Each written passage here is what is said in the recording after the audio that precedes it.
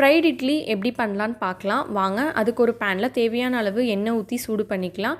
இட்லியை இந்த மாதிரி மீடியம் பீசஸாக கட் பண்ணி அந்த எண்ணெயில் போட்டு ஃப்ரை பண்ணிக்கலாம். இது வந்துட்டு கொஞ்சம் கோல்டன் கலரில் இந்த மாதிரி மாறுற அளவு ஃப்ரை பண்ணிவிட்டு ஒரு பிளேட்டுக்கு மாற்றிடலாம். உங்கள்கிட்ட இருக்க எல்லா இட்லி பீசஸையும் இந்த மாதிரி ஃப்ரை பண்ணி எடுத்துக்கோங்க.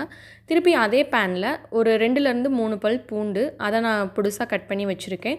கூடவே காரத்திற்கு ஒரு பச்சை மிளகா, அதையும் பொடுசாக கட் பண்ணிவிட்டு இதில் சேர்த்துக்கலாம். கார்லிக் வந்து வதங்கினதுக்கப்புறமா ஒரு மீடியம் சைஸ் வெங்காயம், அதையும் நான் கட் பண்ணிவிட்டு சேர்த்துக்கிறேன். வெங்காயத்தோட கலர் சேஞ்ச் ஆனதுக்கப்புறமா இதில் கொஞ்சமாக மிளகாய் தூளும் கரம் மசாலாவும் உப்பும் சேர்த்துட்டு நல்லா மிக்ஸ் பண்ணி விட்டுறலாம்.